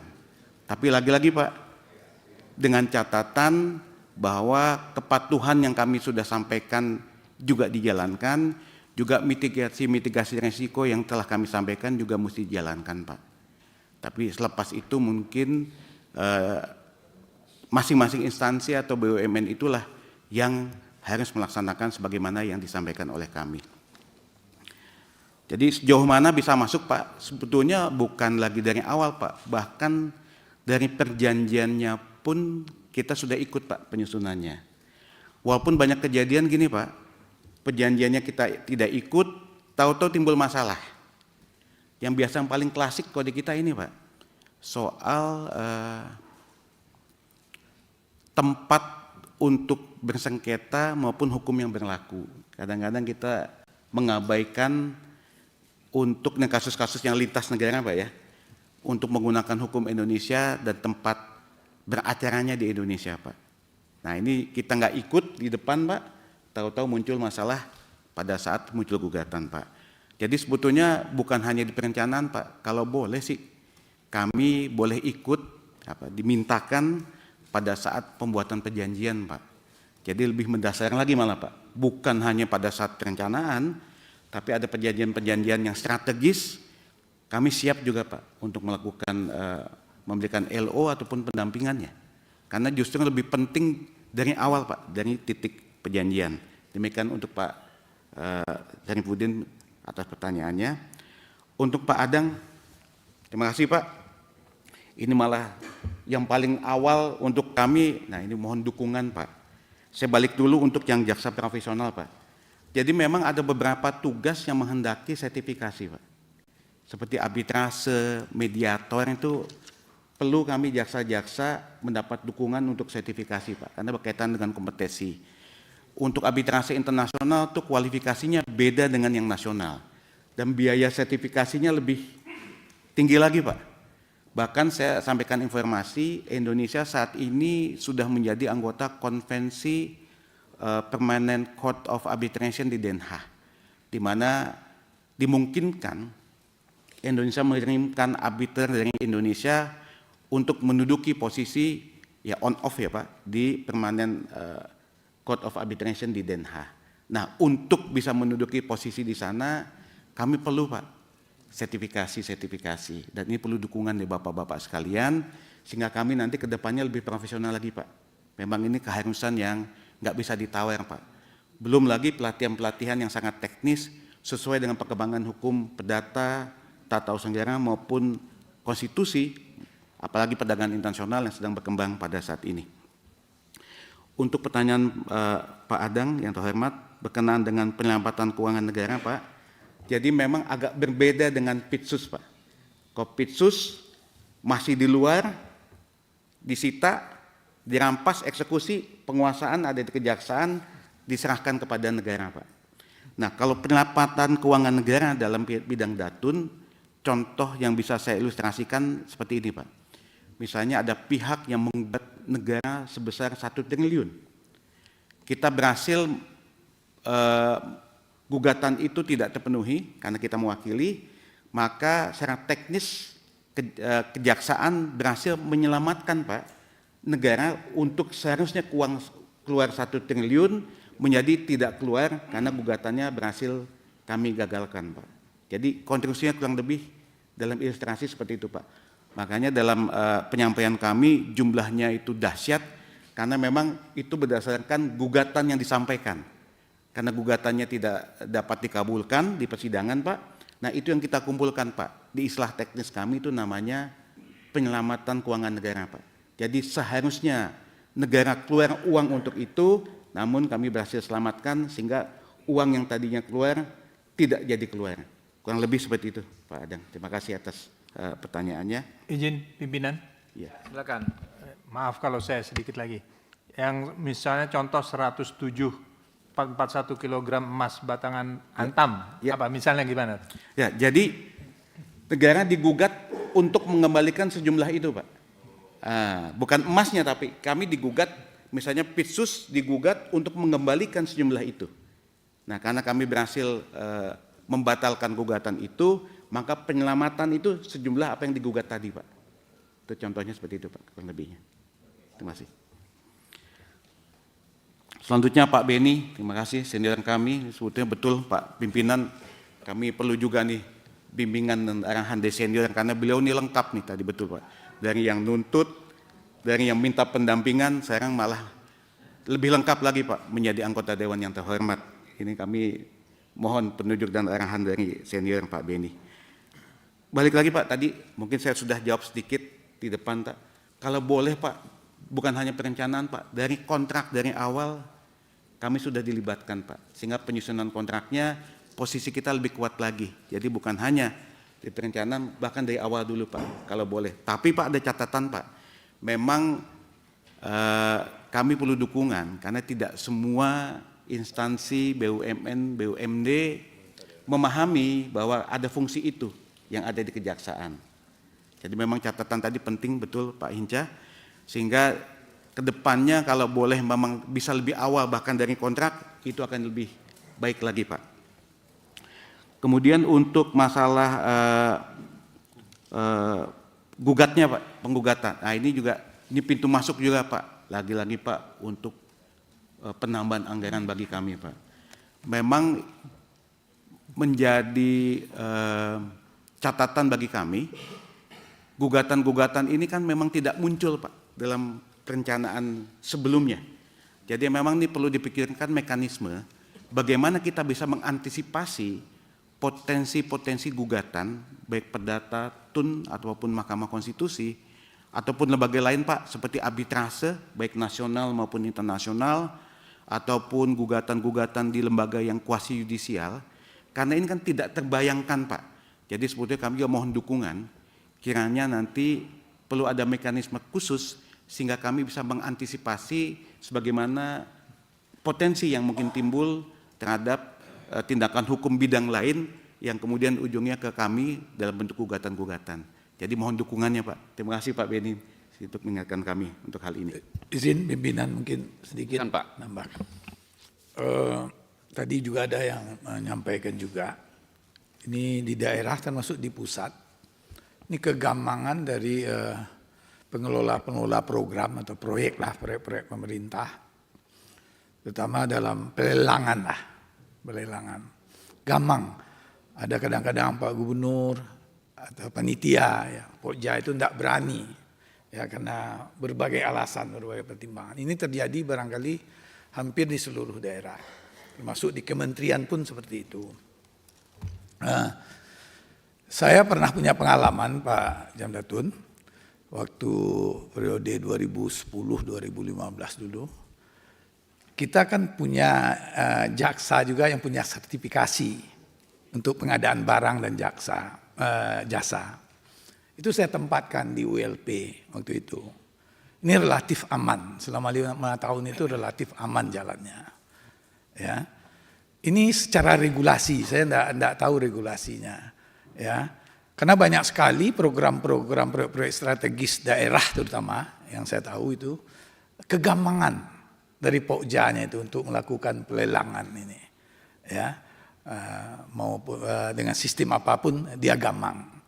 Bisa enggak artinya jaksa yang memiliki sertifikasi ini kita tempatkan di Pokja pengadaan barang dan jasa ini, seperti yang pernah saya lakukan dulu. Saya pernah lakukan itu, ya. Jaksa yang memiliki sertifikasi saya tempatkan. Relatif 5 tahun itu, ya 3 tahun lah atau berapa itu relatif aman, ya, aman. Ya, karena dikontrol jaksa ikut di situ. Ini barangkali ya, pertanyaannya. Bisa enggak secara regulasi? Saya ingin itu yang ingin tanya. Terima kasih, pimpinan. Ya, izin pimpinan saya menyambung dari yang pertanyaan Pak Beni tadi. Kalau masalah penempatan jaksa yang bersertifikasi, kalau itu sekarang istilahnya penugasan, Pak. Nah, kalau penugasan itu kewenangan Pak Jaksa Agung, Pak. Jadi memang beliaulah yang menentukan siapa dari kami yang penugasan untuk bidang-bidang lain, Pak, termasuk instansi lain seperti di Menko Polkam ataupun di bidang-bidang lain, itu merupakan kewenangan dari Pak Jaksa Agung untuk siapa-siapa yang ditugaskan baik di BUMN, BUMD maupun di instansi pemerintah, Pak.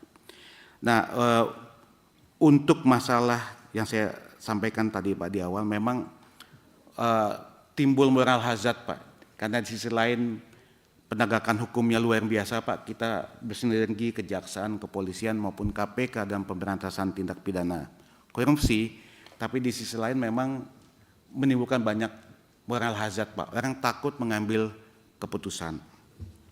Sebenarnya, Pak, pada saat mau lelang dimungkinkan juga dimintakan ke kami pertimbangan hukum maupun pendampingan. Namun kami juga ada catatan, Pak. Jadi memang ternyata tidak gampang, Pak, memformulasikan masalah yang ingin kami dampingi atau dimintakan legal opinion-nya, Pak. Jadi terkadang kami menemukan gini, apa yang dipertanyakan itu disampaikan ke kami, ternyata bukan itu masalahnya.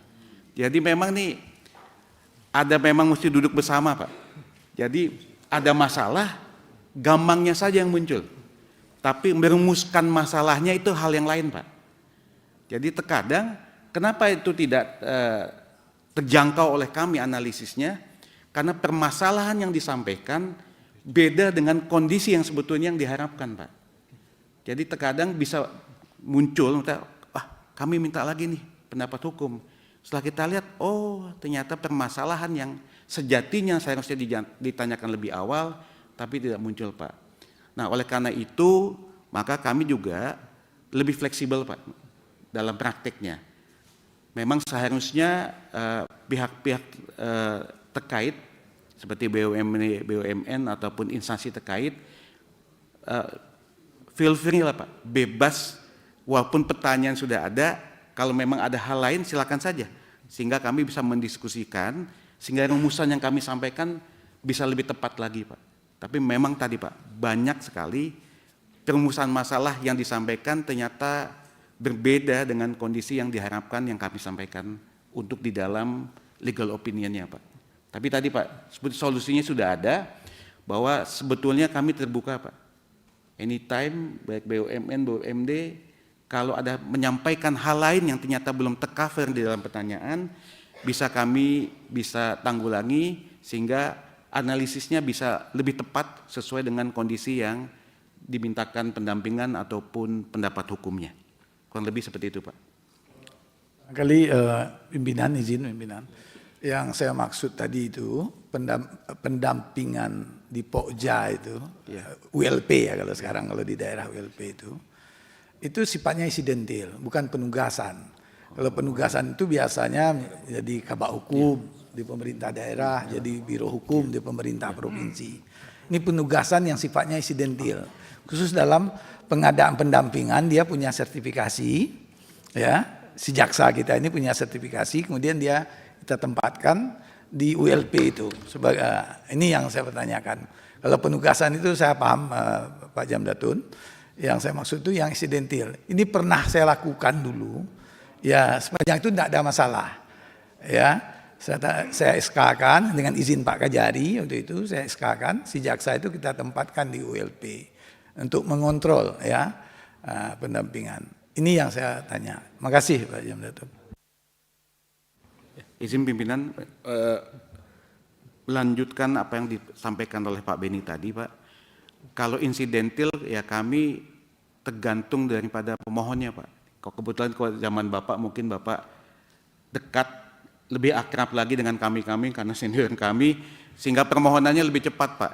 Mungkin ke depannya perlu ada semacam encourage lah, Pak, untuk Bapak Ibu sekalian yang di daerah, BUMN, BUMD, supaya lebih awal, Pak. Sebab kami kan tidak mungkin aktif di depan. Ya, jadi kalau permohonannya ada, kami siap, Pak. Kalau memang ada permohonan seperti itu. Ya. Bisa dipahami, Pak. Bisa lanjut. Masih. Kami izin lanjut, pimpinan. Silakan, Pak. Selanjutnya dari Pak Pak Hasbiallah Ilyas. Nah, ini memang ada sedikit berbeda, Pak, dari pertanyaannya tadi, Pak. Kalau memang ada aset yang kemudian tidak tercapai jumlahnya sebagaimana tuntutan ataupun putusan pengadilan tipikor, maka mekanismenya yang dilakukan adalah masih di bidang pitsus, Pak. Itu mekanismenya sesuai dengan undang-undang dinamakan sita eksekusi, Pak. Jadi kalau memang tidak terpenuhi, di dalam ternyata aset yang disita lebih awal yang kemudian dirampas juga tidak memenuhi, maka mekanisme selanjutnya adalah melakukan sita eksekusi itu setelah ada penelusuran aset. Jadi pihak pitsus, Pak, bukan kami Datun. Pihak pitsus ada penelusuran aset, kemudian diketemukan, dilakukan sita eksekusi untuk memenuhi pelaksanaan putusan sebagaimana yang telah diputuskan oleh pengadilan tipikor, Pak. Jadi mekanismenya adalah sita eksekusi yang dilakukan oleh bidang tindak pidana khusus. Nah, kalau kami Datun agak beda, Pak. Kalau kami itu baru bisa masuk juga lewat surat kuasa khusus, contohnya seperti ini, Pak. Ada kasus tipikor, perbuatannya, kerugian negaranya sudah ada, Pak. Namun terpidananya tidak dihukum, ya karena meninggal dunia ataupun hal lainnya, Pak. Nah, atas timbulnya kerugian negara itu dengan surat kuasa khusus nanti dari Pitsus, kami akan melakukan gugatan, Pak. Jadi beda mekanisme, Pak, dengan yang Bapak sampaikan tadi. Ataupun tadi ex-BLBI, karena eksekusinya sudah lama, karena undang-undang lama, bukan BLBI, 371, Pak, yang tipikor. Nah, kami untuk kasus-kasus yang sudah lama tidak bisa dieksekusi, kami akan bantu dengan melakukan gugatan terhadap ex kasus 371, Pak. Walaupun sekarang agak sulit juga ya, Pak, karena dokumennya, kemudian kasusnya sudah lama dan aset-asetnya sudah banyak, tapi dengan kondisi yang terbatas pun kami juga berhasil, Pak, beberapa juga melakukan pembayaran atau menyicil atas putusan yang lama tadi, Pak, yang 371. Jadi memang agak masalah sedikit, kami izin untuk menyampaikan kondisinya, beda dengan Undang-Undang 3199, 371 itu tidak ada pidana penggantinya, Pak. Tambahannya nggak ada, Pak. Jadi mau nggak mau asetnya tetap secara akuntansi kami mesti cari, Pak. Nah, itulah mekanisme yang dilakukan oleh bidang Datun, Pak. Khusus untuk yang masih menggunakan Undang-Undang Tipikor 3 tahun 71. Nah, untuk yang Bapak sampaikan bahwa banyak gamang untuk melakukan kebijakan keputusan di daerah, seperti yang saya sampaikan di depan, Pak. Memang saat ini mungkin sudah sampai ke titik moral hazard, Pak. Orang malah jadi takut. Nah, posisi kami Datun justru untuk mencegah timbulnya barang hazard tadi, Pak. Karena resep yang kami sampaikan itu berupa seberapa jauh kepatuhan yang mesti dilaksanakan, plus tadi Pak, mitigasi resiko yang harus dilakukan. Seharusnya kalau mengikuti resep kami, maka akan tercapai yang disebut dengan adanya tata kelola yang baik, Pak. Good governance tadi. Itulah yang kami harapkan sebetulnya, Pak. Salah satu fungsi Datun adalah adanya perbaikan tata kelola, Pak. Memang ini nggak populer, Pak, secara umum, tapi ini kami sedang merintis saat ini, Pak, bahwa kami juga sudah mulai melakukan pendampingan dan melakukan pertimbangan hukum yang konteksnya ke perbaikan tata kelola, Pak. Jadi kedepannya akan ada perbaikan. Iya, di daerahnya. Tapi tadi Pak, dengan catatan tadi Pak, karena kami Datun, beberapa hal mau nggak mau kami juga menunggu permintaan Pak. Kecuali yang memang secara undang-undang dimungkinkan kami secara aktif. Jadi Datun ini secara umum ada dua Pak tindakannya. Atas permohonan Pak, atau dengan surat kuasa khusus, ataupun karena mandat dari undang-undang kami dapat secara aktif melakukan tugas-tugas bidang perdata dan ketatausahaan negara maupun ketatanegaraan Pak.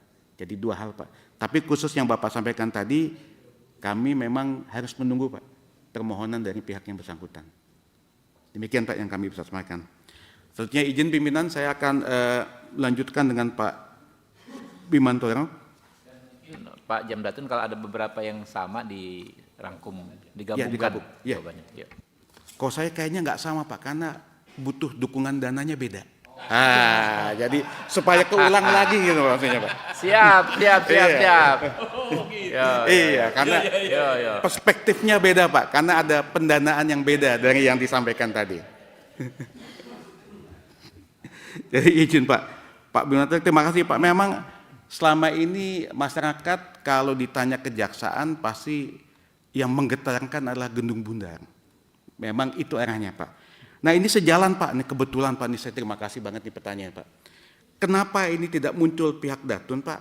Oleh karena itu pula dalam RPJPN disebutkan, nanti di Indonesia Emas, Jaksa Agung juga punya posisi sentral sebagai advokat general ataupun solicitor general. Itu fungsi yang Datun kami ini Pak. Jadi memang sudah ada mandat Pak dari RPJPN. Nah inilah tahun pertama kami membuat fondasi untuk sampai tercapainya Indonesia Emas di 2045. Nah ini kebetulan pimpinan, kenapa saya menjawab lagi Pak? Karena ternyata penganggarannya beda Pak. Nah, karena khusus untuk pembentukan fondasi advokat general dan solicitor general, kami perlu dukungan dari Komisi 3. Jadi izinkan kami kalau memang walaupun ada kesan pengulangan, karena penganggaran beda, kami izin untuk menyampaikan kembali. Selanjutnya untuk koordinasi Pak. Jadi untuk Intel memang spesifik Pak kalau sudah Intel. Jadi koordinasi begini, kalau sudah ada pendampingan dalam bentuk pertimbangan hukum dan pendampingan fisik oleh bidang intelijen, memang Pitsus harus menunggu dulu dari kami Pak. Kita ada ketentuan internalnya. Nah tapi tadi Pak, kalau dalam konteks yang lepas tadi Pak, ini bukan PSN ataupun PSD, hanya standar pertimbangan hukum dari kami, LO, maka kan kami sebagaimana dokter Pak, tidak bertanggung jawab apabila obat tidak diminum sesuai dengan resep itu, maka memang hal yang beda Pak. Maka pihak Intel atau Pitsus tetap saja bisa masuk Pak, karena kami sebatas resep yang kami sampaikan Pak. Tapi kalau memang sudah yang PSN dengan PSD Pak, kalau sudah satu paket dengan yang pihak Intel, maka biasanya harus menunggu dari kami dulu posisinya, baru Pitsus bisa menindaklanjuti Pak. Itu sudah ada ketentuan internal Pak. Khusus tapi Pak ya, untuk yang PSN, PSD yang sudah dilakukan pendampingan baik dari Datun maupun yang fisik dari pihak intelijen. Khusus yang itu Pak, yang sudah ada. Tapi kalau yang umum Pak, ya tadi Pak, sesuai dengan resep dokter tadi Pak. Selanjutnya izin pimpinan saya lanjutkan pertanyaan dari yang terhormat Pak Nasir Jamil. Ya. Terima kasih Pak. Memang jumlah tadi yang selamatkan itu kurang lebih 25 triliun, yang dipulihkan 5 triliun. Untuk itu Pak, memang kami butuh lagi-lagi, karena beda nih Pak, anggarannya beda Pak. Karena memang sudah saya sampaikan, kita belum bisa mengestimasi Pak, karena tadi kita tidak bisa menghitung potensi gugatan tahun ini berapa sih. Tapi kan perlu kita rumuskan bersama nih Pak, sehingga kedepannya lagi jumlah yang bisa kami selamatkan maupun kita pulihkan itu bisa lebih besar lagi Pak. Kalau dipulihkan maksudnya kita Pak, negara menggugat Pak. Nah, ya itulah yang kami pulihkan tadi Pak. Nah, kalau memang ada dukungan anggaran Pak, seperti dalam pemaparan kami tadi bahwa kami ke depannya akan mengajukan satuan biaya khusus untuk penanganan perkara di Datun, kiranya juga dapat dukungan dari Bapak Ibu sekalian Komisi 3. Kemudian juga seperti yang saya sampaikan Pak, masalah dilema Pak, kalau antara keterlibatan Datun dan bidang lain Pak. Tadi seperti saya sampaikan tadi ya Pak ya, bahwa khusus yang PSN dan PSD sudah ada mekanisme internal Pak. Apabila Datun dan Intel sudah bersama-sama Pak. Tapi kalau yang umum berlaku resep dokter tadi, izin Pak ya. Dan untuk yang keterbukaan serta peningkatan kompetensi SDM, kami sudah sampaikan tadi juga Pak, kami butuh juga dukungan Pak, karena perlu juga sertifikasi yang pelatihan-pelatihan untuk meningkatkan kemampuan dan kompetensi jaksa pengacara negara kami Pak. Karena ada beberapa yang memang harus punya sertifikasi Pak, sebagaimana arbitrase contohnya Pak. Jadi kalau kita mau jadi arbiter internasional, maka standarnya lebih tinggi lagi Pak. Ada beberapa ujian sertifikasi yang harus kita miliki, dan itu perlu dukungan biaya.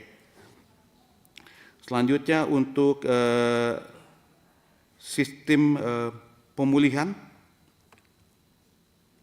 termasuk eksekusi Pak. Nah ini memang ada keterbatasan ya Pak, karena dalam perdata ini yang bertanggung jawab pelaksana eksekusi kan pihak pengadilan Pak, bukan di kejaksaan, dan itu melalui panitra biasanya Pak. Ini catatan bagi kami Pak, memang kedepannya ini, ya ini catatan saja Pak, memang perlu dipikirkan ada semacam marshal Pak, ya, dan dari kejaksaan, kalau di Amerika atau marshal kan di bawah kejaksaan Pak, yang bisa juga membantu pelaksanaan eksekusi. Ini kedepannya Pak, ini cuma pemikiran kami saja Pak, selintas. Jadi intinya sih memang hukum acara perdatanya perlu kita kembangkan lagi Pak, sehingga perdata tidak hanya senilai kertas putusan saja Pak, namun juga dapat dilakukan eksekusinya. Selanjutnya pimpinan, izin kami untuk menjawab pertanyaan yang terhormat Bapak Hinca. Saya juga terima kasih Pak atas apresiasi bagi kami, dan juga atas penugasan kami yang baru selaku PLT Jambin. Ini juga dorongan semangat bagi kami untuk bekerja lebih keras lagi. Dan dalam rangka RDP berkesinambungan ini, kami juga akan menyiapkan syarat tertulis, bahkan sebagaimana permohonan yang disampaikan Pak Hinca 5 tahun sebelumnya, sehingga kita juga bisa melihat peta, nanti mungkin Bapak Ibu sekalian, konstituen bisa terlihat sejauh mana sih peran Datun, JPN per wilayah, bahkan tiap kadernya bidang-bidang mana saja banyak muncul pendampingan ataupun LO, bahkan gugatan-gugatan yang muncul di wilayah tersebut. Terima kasih Pak Hinca, akan kami lengkapi nanti dengan tertulis nantinya. Nah, kalau masalah tanah untuk pertanyaan berikutnya Pak, yang ini gabung ya Pak, ini kayaknya dengan yang pertanyaan nomor 3 juga nih Pak, nomor 3 juga. Nah, kami memang sampai saat ini perlu spesifik Pak, karena tanahnya luas. Kami perlu cek juga di wilayah, mungkin ada lokasi sini, ada kader yang pegang. Lokasi lebih besar, Kejaksaan Tinggi yang pegang. Tapi untuk yang Kejaksaan Agung, kami sampai saat ini belum mendapatkan Pak. Tapi kan kami akan mengecek Pak di wilayah. Nah, sebetulnya ada informasi yang perlu kami sampaikan Pak, sehubungan dengan XPTPN 2 ini, permasalahan pertanahan ini juga seharusnya PTPN juga Pak, ikut dilibatkan Pak. Karena begini Pak, ada logika yang perlu kita cermati bersama. Jadi walaupun HGU-nya sudah habis, ada permasalahan secara akuntansi di dalam BUMN tersebut Pak. Jadi kita mesti cek dulu nih Pak, apakah HGU ini sudah masuk dalam BUMN atau tidak. Karena kalau mekanismenya sudah masuk dalam BUMN, apabila mau dialihkan, dijual, diserahkan, mekanismenya khusus Pak. Karena secara pembukuan mesti dipindahkan dari aset tetap menjadi aset cadangan. Itu mekanismenya agak panjang Pak. Kalau luas mesti melalui DPR juga Pak. Jadi perlu kita cermati bukan hanya tanahnya Pak, tapi juga status tanah tersebut di dalam PTPN. Jadi mungkin ke depannya Pak kita akan coba cek juga di PTPN, apakah PTPN juga sudah memintakan LO atau pendampingan kepada kami baik di wilayah Kejati, kalau di Kejagung sampai saat ini belum ya. Ya. Tapi kami akan cek Pak, sehingga lebih komprehensif baik dari pihak Pemda maupun PTPN sehingga kita bisa melihat titik temunya Pak. Moga-moga setelah Pak Hinca sampaikan informasi ini kami dapat tindak lanjuti dengan harapan hasilnya bisa lebih baik lagi Pak. Ini juga sekaligus menjawab pertanyaan yang nomor 3 tadi Pak ya. Karena kita mesti cek status HGU-nya itu apakah sudah masuk dalam BUMN-nya PTPN Pak. Selanjutnya Pak, ini menggemakan kembali Pak, bahwa memang Jamdatun ini ke depannya harus memang jadi advokat jenderal maupun solicitor jenderal Pak. Kalau di Amerika ini sudah ajak Pak. Nah kita sedang bangun fondasinya Pak dalam RPJMN ini. Jadi sekali lagi kami mohon dukungan Bapak Ibu sekalian yang terhormat untuk bisa memberikan dukungan penganggaran untuk kami membangun fondasi supaya tercapainya Jaksa Agung sebagai advokat jenderal dan solicitor jenderal dalam Indonesia Emas 2045. Jadi demikian Pak pimpinan kurang lebih yang kami dapat sampaikan. Saya ucapkan terima kasih. Terima kasih. Pak Jamdatun, kalau mitra didoakan di sini biasanya makbul Pak. Dulu 2019 atau 2020 awal Pak Ali Mukartono itu PLT Jampidum atau Jampitsus kan. Sama-sama kita doakan supaya dipermanenkan, alhamdulillah lanjut permanen. Begitu juga Pak Narendra ya, teman-teman ya. Jadi diaminkan oleh ulama Aceh gitu kan, oleh Kiai PKB lagi Pak. Makbulnya udah berlapis-lapis Pak. Oke, lanjut ke kesimpulan ya, Pak Hinca.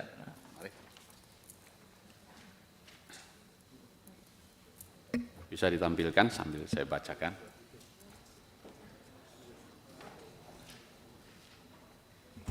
Ya.